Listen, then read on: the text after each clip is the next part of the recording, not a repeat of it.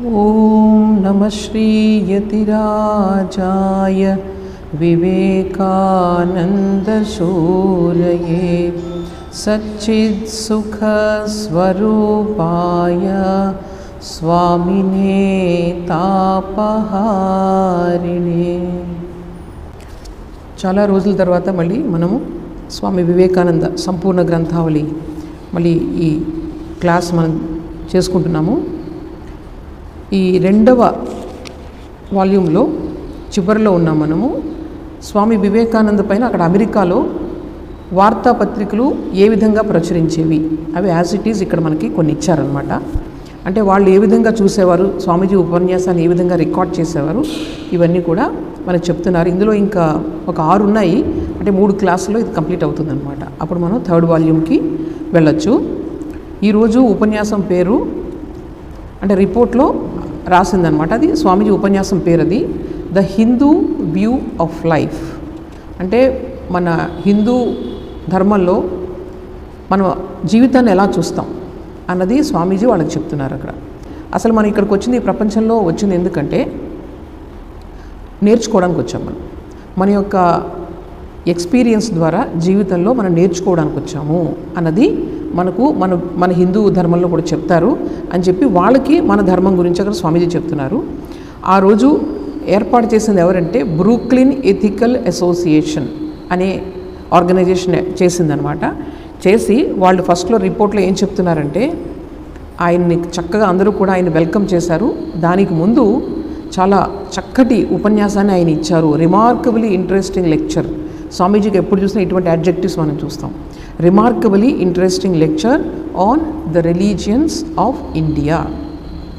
అంటే భారతదేశ ధర్మాల పైన చాలా చక్కటి ఉపన్యాసాన్ని ఆయన ఇచ్చారు. సో అక్కడ స్వామీజీ ఏం చెప్పారని చెప్తున్నారు. మొట్టమొదటి అంశం ఆయన చెప్పింది ఏంటంటే ఈ పత్రికలో రాసింది. యాక్చువల్గా ఇదే అంశం గురించి 2 పత్రికలు రాశాయి. ఆ 2 రిపోర్ట్స్ ఇక్కడ ఉన్నాయి. 2 ఒకేలా ఉండవు. అంటే ఇక్కడ జర్నలిస్ట్ ఒక రకమైన పాయింట్స్ని తీసుకుంటే ఆ జర్నలిస్ట్ వేరే పాయింట్స్ తీసుకుంటాడు అనమాట. ఇవి 2 కూడా కొంచెం డిఫరెంట్గా అనిపిస్తుంది. ఒక్కొక్క పాయింట్లో మాత్రం కలుస్తుంది అనమాట. ఒకే లెక్చర్ గురించి 2 పత్రికలు ఇచ్చినటువంటి కథనాలు. మొట్టమొదటి పత్రిక మనం చూస్తూ ఉన్నాం ఇప్పుడు. సో హిందూ ధర్మంలో ఒక జీవితం అంటే మానవ జీవితం కానీ ఏ జీవితం అన్నా కానీ ఎందుకంటే మన యొక్క ఎక్స్పీరియన్స్ ద్వారా మనం నేర్చుకోవడానికి మనం ఇక్కడ వచ్చాము అన్నది. అందుకే మనం దేని చూసినా నేర్చుకోవచ్చు. ఎక్కడ మంచి ఉంటే దాన్ని చూసి నేర్చుకోవచ్చు, మనకు ప్రాబ్లం లేదు. అలా కాకుండా ఈయన ద్వారానే మీకు ముక్తి వస్తుంది, ఇది లేకపోతే మీరు నరకానికి వెళ్ళిపోతారు అలా చెప్పరు మనకి. అందుకనే మనం అన్నింటినీ కూడా మనం యాక్సెప్ట్ చేయగలుగుతాం ప్రతిదీ. ఎందుకంటే మనం నేర్చుకోవడానికి వచ్చాం కాబట్టి ఎక్కడ మంచి ఉన్నా కానీ తీసుకుని మనం నేర్చుకోవచ్చు. ఎలాగైతే తుమ్మిద మకరందాన్ని అక్కడక్కడ కొంచెం సేకరించి చక్కగా తను దాచిపెట్టుకుంటుందో అదేవిధంగా మనం కూడా ఎక్కడైతే మంచి ఉందో ఆ మంచిని మనం తీసుకుని నేర్చుకోవడానికి వచ్చాము అని చెప్తున్నారు. స్వామీజీ ఇంకో విషయం చెప్తున్నారు. నేను నా బైబిల్ అంటే నా గ్రంథాన్ని నేను ఎప్పుడు బాగా అర్థం చేసుకోగలుగుతాను, నీ గ్రంథాన్ని నేను చదివినప్పుడు నా గ్రంథాన్ని బాగా అర్థం చేసుకోగలుగుతాను. అంటే ఎదుటి వాళ్ళు ఏం చెప్తున్నారు ధర్మం గురించి అది నువ్వు చూసి దాని ద్వారా నువ్వు ఇంకా ఇంప్రూవ్ చేసుకోవచ్చు. ఇప్పుడు మనకు వేదాలు మనకు మూల గ్రంథాలు అనుకోండి, వేదాలను ఎప్పుడు మనం బాగా అర్థం చేసుకోగలుగుతాం, ఎదుటి వాళ్ళు చెప్పింది కూడా మన వేదాల్లో చూడగలగాలి. అప్పుడే కదా, కాంట్రడిక్షన్ ఉండకూడదు. ఎందుకంటే ధర్మం అన్నది మానవ స్వభావాన్ని అనుసరించి ఒక ధర్మం ఏర్పడుతుంది. మానవ స్వభావం అనేది ఎక్కడో ఒకేలా ఉంటుంది కదా. అటువంటప్పుడు కాంట్రడిక్షన్ ఉండకూడదు, కాన్ఫ్లిక్ట్ ఉండకూడదు. ఏ గ్రంథమైనా మనకు ఒకే వైపుకి దారి తీయాలి అని చెప్తున్నారు. సో ఇంకొక విషయం ఏంటంటే మేము హిందువులు ఏం నమ్ముతామంటే ఒక ధర్మం మనకు కనుక కరెక్ట్గా ఉంది అనుకుంటే వేరే ధర్మం కూడా కరెక్ట్గా ఉండాలి. ఇప్పుడే నేను చెప్పింది దానికి. ఎందుకంటే బేసిస్ అనేది హ్యూమన్ నేచర్ కాబట్టి. ఎక్కడి నుంచి వచ్చింది ధర్మం, ఎక్కడి నుంచి వచ్చింది మనం నమ్మేది మానవుని యొక్క స్వభావం నుంచి అది వచ్చిన ధర్మం అన్నది. అందువల్ల ఒక ధర్మం కరెక్ట్ అనుకుంటే వేరే ధర్మం కూడా కరెక్ట్గా అవుతుంది. ఒకవేళ వేరే ధర్మం తప్పు అనుకుంటున్నాం అనుకో నీ ధర్మం కూడా తప్పే. అది స్వామీజీ ఈ స్టేట్మెంట్ అక్కడ వాళ్ళకి చెప్తున్నారనమాట. మరి ఎందుకండి ఇన్ని భేదాలు ఉన్నాయి వాళ్ళ యొక్క బోధించే ధర్మంలో కానీ ఇవన్నీ కూడా కొంచెం తేడాగా అనిపిస్తున్నాయి. క్రిస్టియన్స్ ఒక రకంగా చెప్తున్నారు, మహమ్మదన్స్ ఒక రకంగా చెప్తున్నారు. ఎందుకు ఇది వస్తుందంటే ఈ దేశ కాలాలకు అనుగుణంగా ఈ ఫార్మ్స్ అండ్ నేమ్స్లో తేడా వస్తుంది. భాష ఇంగ్లీష్లో ఒక రకంగా ఉంటుంది, వేరే భాషలో ఒక రకంగా ఉంటుంది. అలాగే అక్కడున్న పరిస్థితులను బట్టి అక్కడ నుంచి అక్కడ ఒక రకమైనటువంటి అంటే భగవంతుడికి ఒక రూపాన్ని కల్పించుకుంటారు.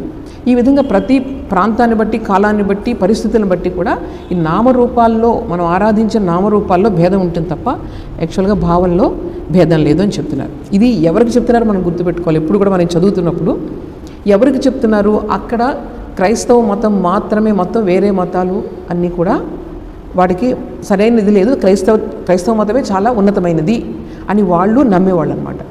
అలాంటి వాళ్ళకి స్వామీజీ వెళ్ళి మన ధర్మం గురించి చెప్తారు. మొట్టమొదటి, మీకు తెలుసు కదా, మొట్టమొదటిసారి భారతదేశం నుంచి భారతీయ ధర్మం గురించి పాశ్చాత్య దేశాల్లో చెప్పినటువంటి యోగి స్వామి వివేకానంద, మొట్టమొదటి యోగి. సో ఆ తర్వాత చాలామందే వెళ్ళారు, కానీ మొట్టమొదటి చూడండి ఆయన స్వామీజీ యొక్క కార్యం ఏంటో ఒకసారి చూడండి. అసలు ఏమీ తెలియదు వాళ్ళకి, ఏమీ తెలియదంటే కేవలం భారతదేశం గురించి చెడుగా రాయడం అక్కడంతే. అది కూడా తర్వాత వస్తుంది మనకి. అదే విన్నారు వాళ్ళు అసలు భారతదేశం అంటే. అటువంటి వాళ్ళకి అసలు ఒక నెగిటివ్ అభిప్రాయం ఉన్న వాళ్ళకి వెళ్ళి స్వామీజీ మంచి భావాలు ఇక్కడ చెప్పడానికి ప్రయత్నం చేస్తున్నారు. అలాగే హిందూ ధర్మంలో ప్రత్యేకమైనటువంటి ఒక సూత్రం అదేంటంటే పునర్జన్మ. మన వాళ్ళు ఏం చెప్పారనమాట, ఈ యొక్క క్రియేషన్ ఏదైతే ఉందో సృష్టికి ఆది లేదు, అంతము లేదు, జరుగుతూనే ఉంటుంది. కాలగమనంలో ఈ చేంజ్ అనేది జరుగుతూనే ఉంటుంది. ఈరోజు సైన్స్ అది నిరూపించింది. ఇప్పుడు బిగ్ బ్యాంగ్ అని చెప్పారు, సైన్స్ ప్రకారం ఏం చెప్పారు, బిగ్ బ్యాంగ్ అన్నారు కదా. బిగ్ బ్యాంగ్ అన్నప్పుడు ఒకసారి ప్రపంచం అలా ఎవల్యూషన్ అవుతూ వచ్చింది, కానీ మళ్ళీ కొన్నాళ్ళకి డిజల్యూషన్ మళ్ళీ అయిపోతుంది, అంటే కాజల్ స్టేట్కి వెళ్ళిపోతుంది అనమాట. అంటే ఎక్కడ పోయింది ప్రపంచం, ఎక్కడ పోలేదు కదా. అలా వేవ్స్ లాగా వస్తూనే ఉంటుంది, సైక్లికల్ మోషన్లో ఉంటుంది. ఒకసారి వచ్చి సడన్గా ఎండ్ అయిపోయింది అన్నది ఎప్పుడు జరగదు. ఏదీ లేకుండా ఒకటి ఏదన్నా రాదు, దాని నుంచి కారణం లేకుండా కార్యం రాదు అన్నది మన వాళ్ళు ఎప్పుడో చెప్పారు. ఇది కార్యకారణ సంబంధం అనేది మనకు ఉపనిషత్తుల నుంచి వస్తుంది. శంకరాచార్యుల వారిని మీరు మొత్తం భాష్యాలు చూస్తే దాని నిండా ఈ కార్యకారణ సంబంధం, దేశకాల నిమిత్తం, ఈరోజు సైన్స్ ఏది చెప్తుందో అంతా కూడా ఆయన దాంట్లో చాలా స్పష్టంగా ఉంటుందన్నమాట. సో అందువల్ల మన వాళ్ళు సైక్లికల్ క్రియేషన్, అలాగే రీఇన్కార్నేషన్ అంటే ఏంటి, పునర్జన్మ. అంటే ఈరోజు మనం ఉన్నాం, ఇప్పుడు మనం ఏమిటి అంటే మనలో శరీరం ఉంది, మనస్సు ఉంది, దాని వెనుక ఇంకొకటి ఉంది అని చెప్తారు. ఇది ఒక్కటి మన వాళ్ళే అలా చెప్తారనమాట. వీళ్ళు సోల్ అనేది పాశ్చాత్యులు అందరూ కూడా మనసుని వాళ్ళు సోల్ అంటారు, కానీ ఈ మనసుకి శరీరానికి వెనుక ఇంకొకటి ఉంది అని వీళ్ళకి చెప్తున్నారు. సో అది శాశ్వతంగా ఉంటుంది ఎప్పుడు, ఇది మాత్రం ఎప్పుడు వస్తూ ఉంటుంది పోతూ ఉంటుంది. శరీరం మనసు అనేది ఎప్పుడు వస్తూ ఉంటుంది పోతూ ఉంటుంది. ఎలా వస్తుందంటే ఈ జన్మ, ఇప్పుడు సపోజ్ నా కోరికలు, ఈ జన్మలో ఏ కోరికలు ఉన్నాయో ఆ కోరికలను తీర్చుకోవడానికి అనుగుణంగా ఒక శరీరాన్ని నేను పొందుతాను నెక్స్ట్. సో ఈ శరీరం వస్తూ ఉంటుంది పోతూ ఉంటుంది. అది వాళ్ళకు చెప్తున్నారు. ఈ విధంగా మనకు చాలా లైవ్స్ ఉంటాయి. సపోజ్ ఎవరో అడిగారు, అదేంటి అలా ఉంటే కనుక అవన్నీ మనకు గుర్తుండాలి కదా అని అడిగితే చాలా సింపుల్ ఎక్స్ప్లెనేషన్. మీకు చిన్నప్పుడు అన్నీ మీకు గుర్తున్నాయి ఇప్పుడు అంటే, అప్పుడు ఆయన ఏం చెప్తున్నారంటే సంస్కారాలన్నీ, మన యొక్క సంస్కారాలన్నీ కూడా లోపలకు ఉంటాయి, అవి బయటికి రావు, అన్కాన్షియస్ మైండ్లో అవన్నీ ఉంటాయి. సో అందువల్ల మనకు గుర్తుండదు మన పూర్వజన్మ, ఈ జన్మలోనే మనకు గుర్తుండదు పాతవన్నీ, మరి ఎప్పుడో అయిపోయింది ఎలా గుర్తుంటుంది. సో ఇవన్నీ రీజన్స్ వాళ్ళు అడుగుతుంటే స్వామీజీ సమాధానాలు చెప్పారు. ఇంకొక నెక్స్ట్ విషయం ఏం చెప్తున్నారంటే, ఈ ప్రపంచంలో చాలా రకాలైన మతాలు ఉన్నాయి, సాంప్రదాయాలు ఉన్నాయి. ప్రతిదీ కూడా ఒక స్థాయి నుంచి ఇంకొక స్థాయికి వెళ్ళాలన్నమాట. ఒక్కొక్కటి కొంతమంది ఏం చేస్తారు, ఈ ఎక్కడైతే ఆటవికులు ఎవరైతే అడవుల్లో నివసిస్తారో వాళ్ళు ఏం చేస్తారు, వాళ్ళ యొక్క భగవంతుడు ఏంటి, ఏదో ఒక రాయిని పెడతారు, లేకపోతే ఒక చెట్టుని పూజిస్తూ ఉంటారు.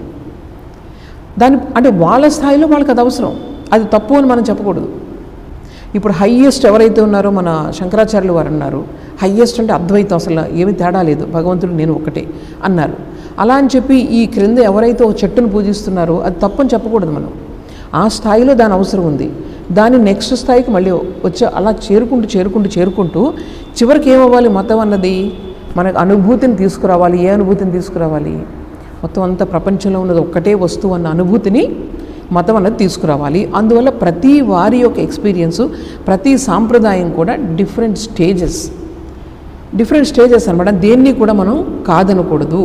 అందువల్ల ప్రతి దాన్ని, ఇతర మతాలని, సాంప్రదాయాలు మనం ఏం చేయాలన్నమాట, గౌరవించి వాటిని అంగీకరించాలి. కేవలం సహించకూడదు, అబ్బా వాళ్ళ పద్ధతులు నాకు నచ్చలేదు, ఏదో రకంగా ఉండని, అలా కాదు. అది కూడా వాళ్ళ స్థాయిలో అది కరెక్ట్ అన్న భావం మనలో ఉన్నప్పుడే మనందరికీ ఉంది, మనకి ఎవరికి చెప్పక్కర్లేదు. అది హిందువులకి చాలా ఎక్కువ మోతాదులోనే ఇది ఉంది. మనకు చాలా ఆశ్చర్యంగా అనిపిస్తుంది, ఏంటి ఇలాగ మతాలు, అందరూ ఒకటే కదా మనుషులు అన్న తర్వాత, ఏ మతం అన్నా ఒకటే కదా, దేవుడు ఎవరైనా ఒకటే కదా అని చాలా సహజంగా మనకు అనిపిస్తుంది. కానీ మిగిలిన మతాలు అలా ఉన్నాయా? కేవలం మతం పేరుతోనే ప్రపంచ చరిత్ర మీరు చూస్తే కేవలం మా మతం గొప్పది, మా మతం గొప్పదని కొన్ని లక్షల మంది ఇప్పటికే చనిపోయి, లక్షలు కాదు కోట్లే చనిపోయారు కేవలం మత ప్రాతిపదిక పైన అనమాట. వాళ్ళకి ఎందుకని ఇది ఎదుటి మతాన్ని వాళ్ళు ఆదరించలేరు. మాదే కరెక్ట్, ఇప్పటికీ అదే జరుగుతుంది, ఇప్పుడు కూడా అదే జరుగుతుంది. ఎందుకు ఇంతమంది చంపేస్తున్నారు? మా దాన్ని, మా మతాన్ని ఎందుకు మీరు తీసుకోవట్లేదు?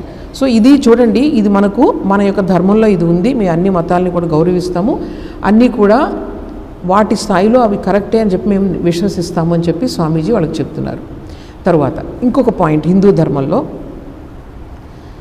ఏదైతే విశాలం అవుతుందో అందులోనే జీవితం ఉంటుంది. అంటే చూడండి, సపోజ్ చెప్తాను, చిన్నపిల్లలు పుట్టిన తర్వాత చిన్న ఎంత ఉంటారు, వాళ్ళు నెమ్మదిగా పెరుగుతూ పెరుగుతూ పెరుగుతూ సైజు పెరుగుతారు. అంటే ఎక్స్పాన్షన్ ఈజ్ లైఫ్ స్వామీజీ చెప్తారు. అంటే అలా వ్యాకోచించడం అనమాట. అంటే విశాలం అవడం అనేది లైఫ్ యొక్క లక్షణం అది. మరి ముసలి వాళ్ళు ఏ కొద్ది ఏమవుతుంది, సైజు మళ్ళీ కుచించుకుపోతారు. Contraction is death. అంటే మనం చనిపోయేటప్పటికి మన శరీరం అన్ని అవయవాలన్నీ కూడా కుచించుకుపోతాయి, అవునా కదా? సో మన యొక్క బయట జీవితంలో కూడా అంతే. ఒక మొక్క ఉంది, ఆ మొక్క అలా పెరుగుతూ పెరుగుతూ పెరుగుతూ చెట్టు కింద మారుతుంది, అది ఎక్స్పాన్షన్, అది అవునా కదా? ఎప్పుడైతే చెట్టు ఏదైనా అయిందనుకోండి, ఏమైపోతుంది, ఎండిపోయి పడిపోతుంది. సో ఈ విధంగా contraction is death and expansion is life. Same అదే మన యొక్క మానసిక స్థాయిలో కూడా అది వర్తిస్తుంది. అంటే ఏంటి ఎక్స్పాన్షన్ అంటే ఏంటి చెప్పండి? నేనున్నాను ఇక్కడ, ఇంకొకళ్ళు ఇద్దరు ఉన్నారు, నేను వాళ్ళు నా లైఫ్లో వాళ్ళ సమానమైన భావం అనమాట. నా లైఫ్లో అంటే వాళ్ళది అనుకునే భావం, దీన్ని ఎక్స్పాన్షన్ అంటారు. మానసిక స్థాయిలో మీరు శారీరకంగా చాలా యాక్టివ్గా ఉండొచ్చు, కానీ మానసిక స్థాయిలో మీరు చాలా కుచించుకుపోయి స్వార్థంగా ఉన్నారంటే మీరు లైఫ్లెస్ అని చెప్తారు స్వామీజీ. అర్థమైందా? So expansion is life and contraction is death అన్నది స్వామీజీ చెప్తున్నారు. అందువల్ల మనకు హిందూ వ్యూ ఆఫ్ లైఫ్ ఏంటంటే ఎక్స్పాండ్ అవ్వాలి. ఎక్స్పాండ్ అయ్యి నువ్వు శరీరం అనుకుంటే ఎక్స్పాండ్ అవ్వగలమా? అవ్వలేము. శరీరం అంటే స్వార్థం, నువ్వు స్వార్థంగా ఉండని చెప్తుంది ఎప్పుడు, అవునా కదా? నాకు తినాలనిపిస్తే ఎవరు ఎదుటి వాళ్ళకి పెట్టమని శరీరం చెప్పదు, నువ్వే తిను అంటుంది. కానీ మన లోపల ఉన్నటువంటి ఒక వివేకం ఏదైతే ఉందో అది మాత్రం ఎదుటి వాళ్ళ గురించి నువ్వు ఫీల్ అవ్వని చెప్తూ ఉంటుంది. సో ఇది మనం గుర్తుపెట్టుకోవాలి. గుర్తుపెట్టుకొని మనం ఏం చేసినా సరే పని కోసమే చేయాలి. ఒక పని చేస్తున్నామంటే ఆ పని కోసమే చెయ్యి, దాన్ని ఏదో ఆశించి చెయ్యొద్దు. అది మన యొక్క ధర్మం చెప్తుంది. వర్క్ ఫర్ వర్క్ సేక్, ఫలితాన్ని ఆశించకు. పనిని ఎంత చక్కగా చేస్తావో అంత చక్కగా నువ్వు పనిని చెయ్యి. అలాగే నీ డ్యూటీ ఏదైతే ఉందో జీవితంలో డ్యూటీ కోసం డ్యూటీ చేయదు, ఆశించి మాత్రం చేయొద్దు. దానివల్ల నువ్వేమవుతుంది, నీకు మంచి జరుగుతుంది. అందుకనే స్వధర్మం అంటారు. నీకు ఒక ధర్మం ఉంది, నువ్వు ఉన్నావు, ఒక కుటుంబంలో ఉన్నావు, లేకపోతే సమాజంలో ఉన్నావు, నీకు ఒక ధర్మం ఉంది.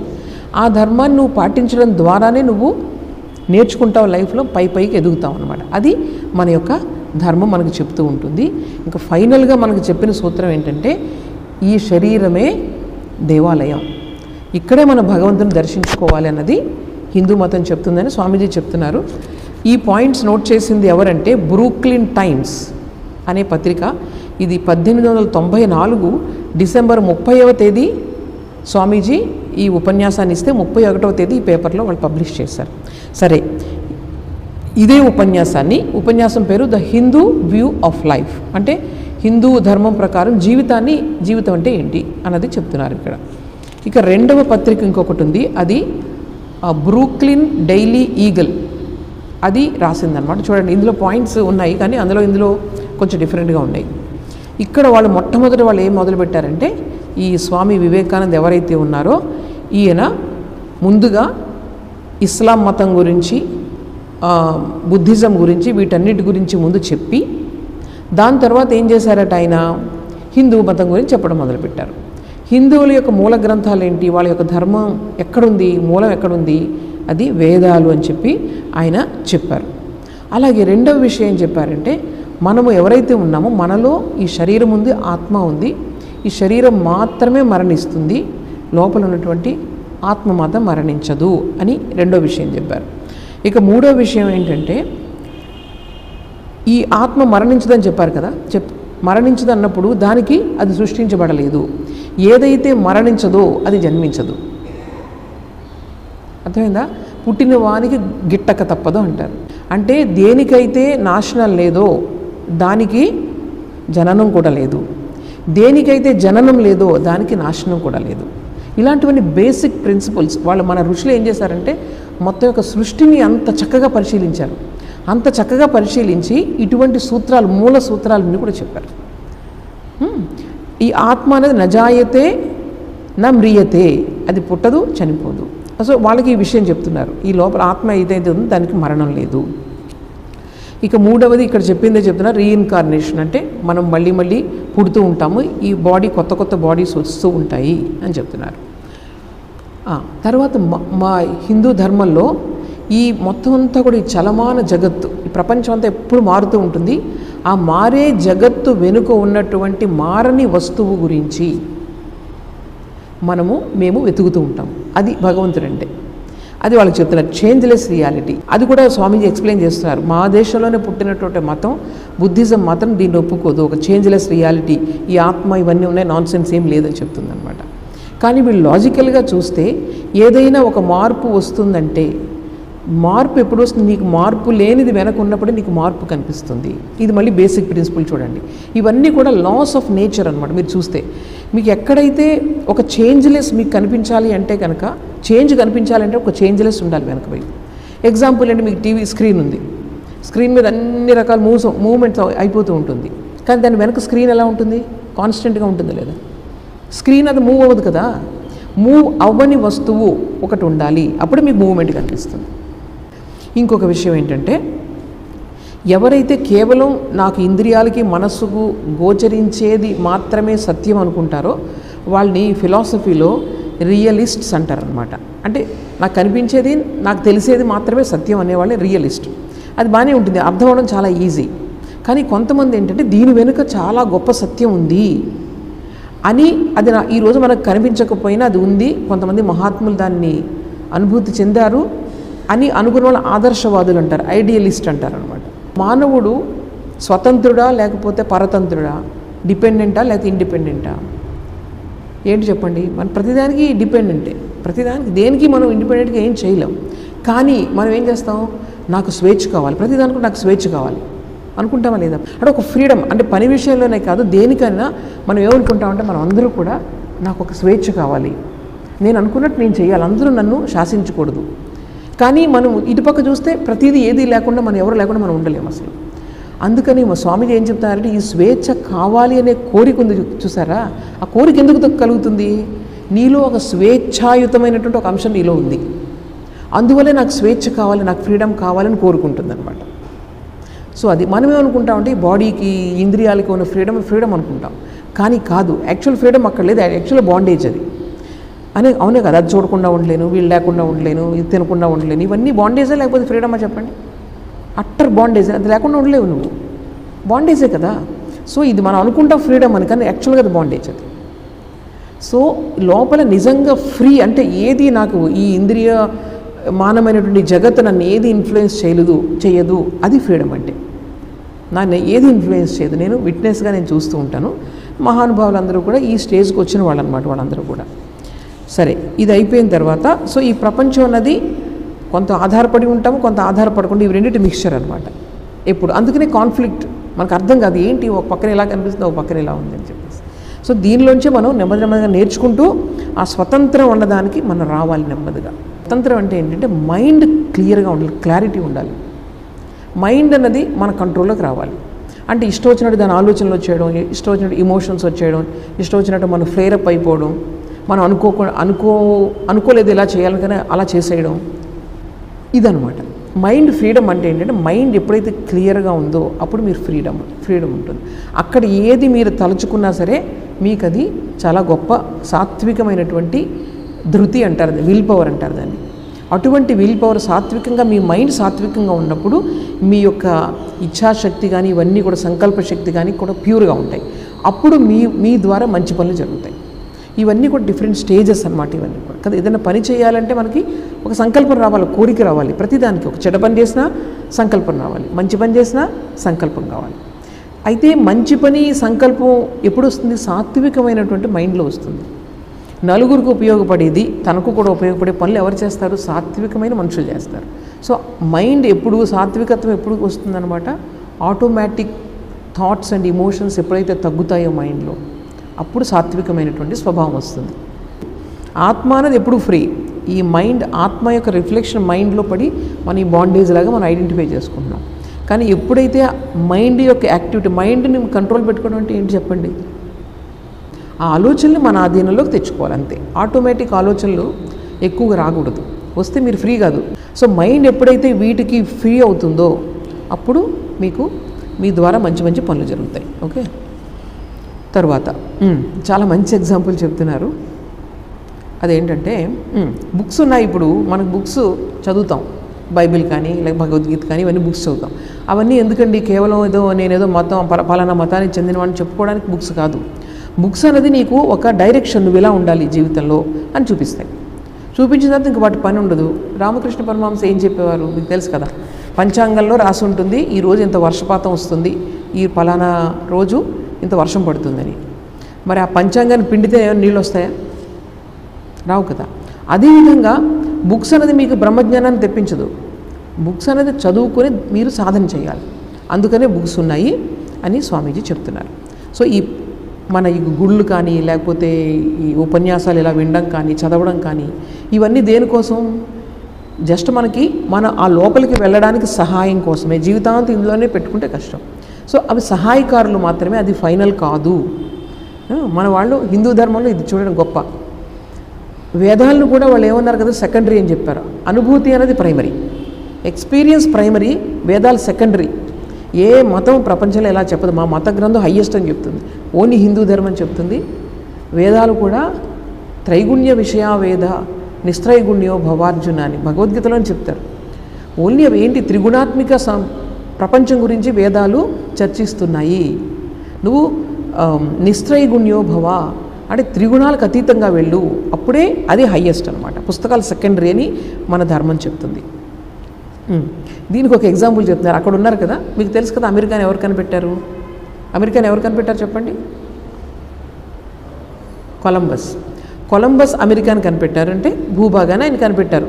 ఇండియాని వెతుక్కోవడానికి వస్తున్నారు వాళ్ళు, తెలుసు కదా మీకు. కొలంబస్ కనిపెట్టారు కదా, ఆయన వెళ్ళి మళ్ళీ యూరోప్ తిరిగి వెళ్ళి ఆయన చెప్పారట మొత్తం యూరోపియన్స్ అందరికీ, తెలుసా ఒక కొత్త ప్రపంచం ఉంది చూసొచ్చాను నేనని చెప్పి. అంటే వీళ్ళెవరు ఊరికే చెప్తున్నావు, ఇంకెక్కడ ఉంటుంది కొత్త ప్రపంచం అని వాళ్ళు అతన్ని చాలా ఎగతాళి చేశారట. సరే మీకు మీరే వెళ్ళి చూసుకుని పలానా డైరెక్షన్లో వెళ్తే మీకు వస్తుందంటే వీళ్ళందరూ నౌకలు వేసుకొని బయలుదేరారు. బయలుదేరితే నిజంగానే కొత్త ప్రపంచం, విశాలమైనటువంటి పెద్ద భూభాగం నార్త్ అమెరికా కనిపించింది వాళ్ళకి. కనిపించినప్పుడు వాళ్ళు నిజమే కదా అనుకున్నారు. అలాగే స్వామీజీ ఎగ్జాంపుల్ చెప్తున్నారు, మీకు కూడా అంతే. ఎవరైతే భగవంతుని చూశారో వాళ్ళు చెప్తారు, కానీ మీరు నమ్మరు, ఎందుకంటే మీకు ఇంకా స్టేజ్ రాలేదు కాబట్టి. కానీ మీరు కూడా ఆ దారిలో వెళ్తే కనుక మీకు భగవంతుడు ఉన్నాడు అనేటువంటి అప్పుడు నిజమైన నమ్మకం కలుగుతుంది. అప్పుడు మీ యొక్క విశ్వాసాన్ని ఎవ్వరూ కూడా దాన్ని చలింప చేయలేరు అని స్వామీజీ చెప్తున్నారు. సో ఇది అయిపోయిన తర్వాత, ఇది 2వ న్యూస్ పేపర్లో వచ్చినటువంటి రిపోర్టు. ఇది అయిన తర్వాత క్వశ్చన్ ఆన్సర్స్ అడగమని చెప్పారట. అడగమని చెప్తే స్వామీజీ చక్కగా వాటన్నిటికి కూడా ఆన్సర్స్ చేశారు. ఓకే, దీని తర్వాత మరొక చిన్న లెక్చర్ ఉంది, అది చెప్పుకుని తర్వాత మనం ఆపేద్దాము. చిన్న న్యూస్ పేపర్ రిపోర్ట్. అది దేని గురించి అంటే some customs of the Hindus, అంటే భారతీయుల యొక్క కొన్ని ఆచార వ్యవహారాల గురించి ఆ లెక్చర్ చెప్తున్నారు. అది కూడా బ్రూక్లిన్ స్టాండర్డ్ యూనియన్, సేమ్ అదే అక్కడే, కానీ ఏప్రిల్ 8, 1895 ఆ సంవత్సరంలో చెప్పారు ఆయన. అది ఎక్కడ జరిగిందంటే బ్రూక్లిన్ ఎథికల్ అసోసియేషన్, సేమ్ అక్కడ ఆ ప్లేస్లోనే ఈ లెక్చర్ కూడా జరిగింది. అప్పుడు ఆయన గురించి వర్ణిస్తున్నారు. ఆయన అక్కడ అందరూ ఫస్ట్ చక్కగా ఆయన ఎలా ఉన్నారని వర్ణిస్తారనమాట. ఆయన ఒక హిందూ సన్యాసి. తర్వాత ఇక్కడ ఆయన చాలా చక్కగా మంచి చాలా హుందాగా ఉన్నారు. ఆయన మెయిన్గా అక్కడ చెప్పింది ఏంటంటే కస్టమ్స్ ఆఫ్ ద హిందూస్, మెయిన్గా ఈ హిందూ యొక్క ఆచారాలని ఎలాగ అక్కడ వక్రీకరించి అక్కడ చూపిస్తున్నారు అమెరికా సమాజంలో, దాని గురించి స్వామీజీ ఇక్కడ చెప్తున్నారు. చూడండి, భారతదేశం వాళ్ళందరూ విమర్శిస్తున్నారు కదా, దాన్ని ఒక సత్యాన్ని అక్కడ బోధించడానికి స్వామీజీ అక్కడ ప్రయత్నం చేస్తూ ఉన్నారనమాట. సో ఆయన ఈ డ్రెస్ ఏదంటే ఓరియంటల్ కాస్ట్యూమ్, అంటే మన యొక్క ఈ ప్రాచ్య ఈ డ్రెస్లో ఆయన వచ్చారు. ఆయన యొక్క కళ్ళు చాలా బ్రైట్గా ఉన్నాయి. తర్వాత ఆయన ముఖారవిందం నుంచి చక్కటి కాంతి and a flush mantling his face. Swami Vivekananda started to tell of his people, of his country and its customs. ఆ ముఖం నుంచి జ్యోతి వస్తుందట, అంత బ్రైట్గా ఉన్నారు స్వామీజీ. ఆ కళ్ళు చాలా బ్రైట్గా ఉన్నాయి. ఈ భారతీయ సాంప్రదాయాలు ఉంటున్న దుస్తులు వేసుకొని ఆయన భారతీయుల యొక్క ఆచార వ్యవహారాల గురించి, ఆయన దేశం గురించి, ఆయన ప్రజల గురించి ఆయన చెప్తూ ఉన్నారు అని చెప్తున్నారు. ఫస్ట్ ఆయన ఏం చేశారంటే అసలు భారతదేశం అంటే ఏంటి అనే ఒక జనరల్ ఐడియా అనేది వాళ్ళందరికీ ఇచ్చారు. ఆయన ఏం చెప్పారంటే భారతదేశం అంటే కేవలం ఒక దేశం కాదు, అది ఒక ఖండం లాంటిది. అంటే ఏంటి, అంత వైవిధ్యం ఉంది. మీకు తెలుసు కదా, భారతదేశాన్ని సబ్ కాంటినెంట్ అంటారు, ఉపఖండం అంటారు. అంటే అది దేశమైనప్పటికీ ఇంకా ఏ ప్రపంచంలో ఏ దేశానికి ఆ స్టేటస్ లేదు. ఎందుకంటే భౌగోళికంగా కూడా వైవిధ్యత ఉంది. భౌగోళికంగా అక్కడ పక్క ఎడారి ఉంది, అటుపక్క మంచు, అంటే ఏడాది పొడుగున మంచు ఉండే ప్లేస్ ఉంది. ఒక పక్క నుంచి ఎప్పుడు చల్లగా ఉండే ప్రదేశాలు ఉన్నాయి, ఇంకొక పక్క నుంచి ఎప్పుడు వేడిగా ఉండే ప్రదేశాలు ఉన్నాయి. ఇలా వెరైటీ ఆఫ్ క్లైమేట్ అనేది మనకి ఎప్పుడు వర్షం వచ్చే ప్లేసెస్ ఉన్నాయి. ఇక నార్త్ ఈస్ట్కి వెళ్ళిపోతే ఎప్పుడు వర్షాలే. సో ఇలాగా వైవిధ్యత ఉంది భౌగోళికంగా. అలాగే భాషల విషయంలో వైవిధ్యత ఉంది. తర్వాత ఆచార సాంప్రదాయాల్లో, కట్టుబాట్లలో, అన్నిట్లోనూ వైవిధ్యత ఉంది. సో అందువల్ల భారతదేశం ఒక ఖండం లాంటిది. ఇక్కడ డిఫరెంట్ లాంగ్వేజెస్ ఉన్నాయి. ఎవరైతే నా దేశం గురించి చాలా వక్రీకరించి రాశారో వాళ్ళందరూ బ్రెయిన్స్ సరిగా లేవు, స్వామీజీ చెప్తున్నారు. వాళ్ళ ఆలోచన విధానం సరిగా లేదని చెప్పి చాలా కోపంగా ఆయన మాట్లాడారట. అసలు ఏమీ తెలుసుకోకుండా వాళ్ళు వచ్చి మాట్లాడారు. తర్వాత వచ్చి భారతదేశానికి వచ్చి ఎవరిని వాళ్ళు కలుసుకొని భారతదేశం గురించి తెలుసుకునేవారంటే చాలా, అంటే సమాజంలో చాలా నిమ్న తరగతుల దగ్గరికి వెళ్ళి వాళ్ళకి అసలు ఏమీ తెలియదు, వాళ్ళ చరిత్ర తెలియదు, వాళ్ళకి ఎడ్యుకేషన్ లేదు. వాళ్ళ దగ్గరికి వెళ్ళి వాళ్ళు ఏం చెప్తే అది తీసుకొచ్చి ఇక్కడ రాస్తున్నారు. సరైన హిందువుని, సరైన మంచి చదువుకున్న వాళ్ళని ఎప్పుడు కూడా మీరు ఎప్పుడు ఇంటర్వ్యూ చేసి మీరు రాయలేదు, అది గుర్తుపెట్టుకోండి అని చెప్తున్నారు. తర్వాత ఇందులో ఇంటర్ప్రిట్ చేసిన దాంట్లో ఒక్కొక్క కష్టమర్ స్వామీజీ చెప్తున్నారు. అదేంటి తెలుసా, ఉదయమే లేచి భారతీయులందరూ కూడా ఒక మొక్కని తినేస్తారు, పళ్ళు తోముకోవడానికి మొక్కను తినేస్తారని చెప్పి రాశారట. ఏం రాశారు తెలుసా, that the Hindus get up early in the morning and swallow a plant. ఒక మొక్కను తినేస్తారు వాళ్ళు. రాయడం చూడండి. మనం చేస్తే మనకు అంటాం కదా, పందు పుల్ల అంటారు కదా చిన్నది, వేప పుల్లతో చేస్తారు. దాని వెనుకున్న వాల్యూ ఇప్పుడు తెలుసుకుంటున్నారు వాళ్ళు. ఇప్పుడు ఈ రోజుల్లో ఏం చేస్తున్నారు వాళ్ళు, వేప, పసుపు ఇవి రెండిట్లో మెడిసినల్ వాల్యూ కనిపెట్టి పేటెంట్ అడుగుతున్నారు వాళ్ళు. పేటెంట్ తీసుకుంటున్నారు. ఇప్పుడు పేటెంట్ అంటే ఏంటి, దాని నుంచి ఏ ప్రొడక్ట్ చేసినా మనం డబ్బులు ఇవ్వాలి వాళ్ళకి. ఇప్పుడు మన వాళ్ళని మేల్కొన్నారనమాట. ఇప్పుడు పసుపు అండ్ వేప అనేది ఎప్పటి నుంచి మనకి, కొన్ని వేల సంవత్సరాల నుంచి మనకు పసుపు వేప ఉంది. దాని మెడిసినల్ వాల్యూ తెలుసు కాబట్టి మన వాళ్ళు ఆ విధంగా చేశారు. తర్వాత అలాగే జగన్నాథ రథం ఉంది కదా, ఆ జగన్నాథ రథం కింద భారతదేశంలో వితంతువులు ఆత్మహత్య చేసుకుంటారు అని రాస్తారట వాడు న్యూస్ పేపర్లో మన గురించి. ఇది ఎప్పుడు జరగలేదు, ఎలా వచ్చింది ఇది అసలు నాకు అర్థం కావట్లేదు, ఎప్పుడు ఏ రోజు కూడా ఇది జరగలేదు అని ఆయన పాపం చాలా అలా చెప్పుకుంటూ వచ్చారు. ఇంకొక విషయం ఏంటంటే క్యాస్ట్, మన యొక్క కులాలు ఉన్నాయి కదా, ఈ కులాల గురించి అక్కడ రాస్తారు ఇష్టం వచ్చినట్లు. ఎవరైతే బాగా హై క్యాస్ట్ బ్రాహ్మిన్స్ అందరినీ ఆడంగా తొక్కేశారు, లేకపోతే ఎవరైతే చండాళ్ళు ఉన్నారో వాళ్ళకి, అంటే దాని ఒరిజినల్గా క్యాస్ట్ అంటే అనేది రాయకుండా సమాజంలో చిన్న దోషం ఉంటే దాన్ని పెద్దదిగా చేసి రాయడం మొదలు పెడతారు. సో స్వామీజీ ఏం చెప్తారంటే అసలు ఈ క్యాస్ట్ అనేది అంటే సోషల్ డివిజన్ ఈజ్ క్యాస్ట్. సొసైటీలో డివిజన్ అనేది క్యాస్ట్. ఇది రిలీజియన్కి దీనికి సంబంధం లేదు.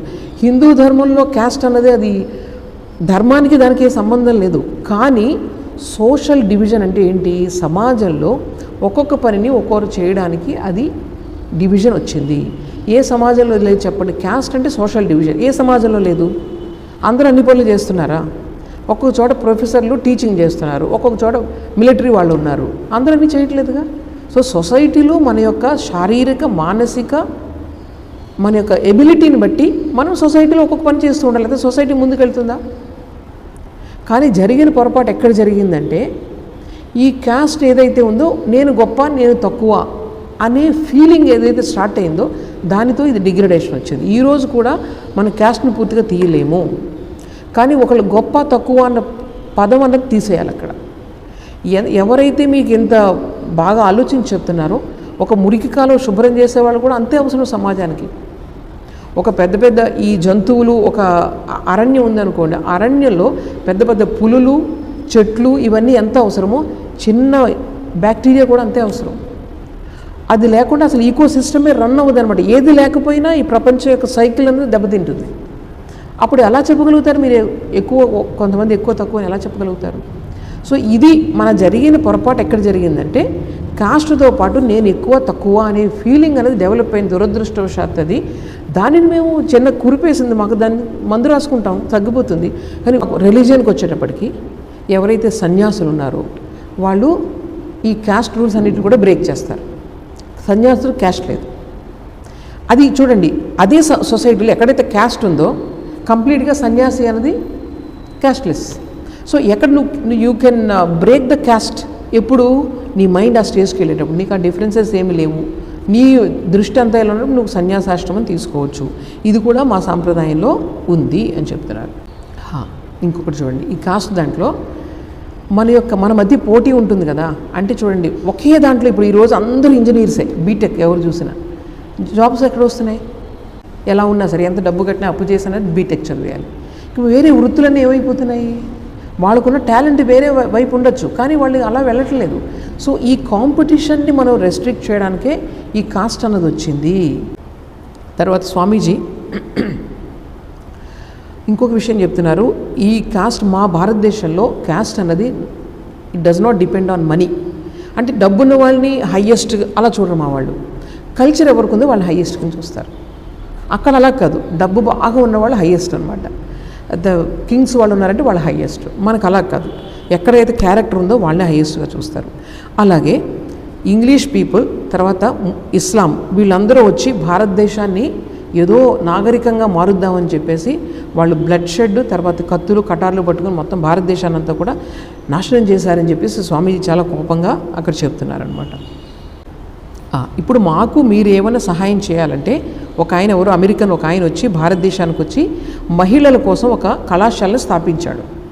ఇప్పుడు మహిళల ఎడ్యుకేషన్ లేదు కదా, బాగా దిగజారిపోయింది మన సమాజం అప్పటికి.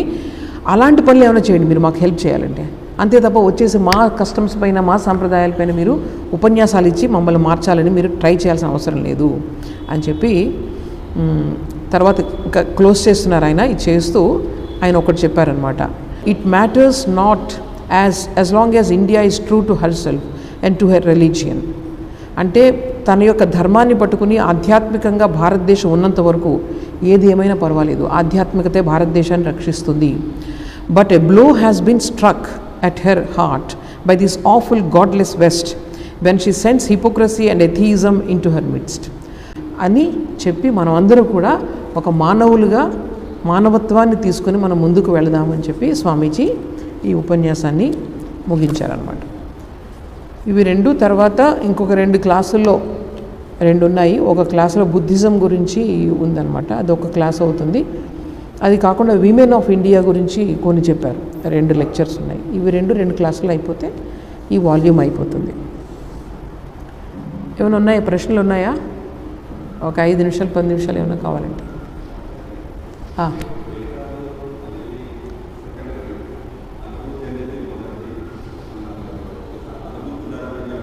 అవును అవును. అంటే వేదాలు అన్నవి సెకండరీ అని మన ధర్మం చెప్తుంది.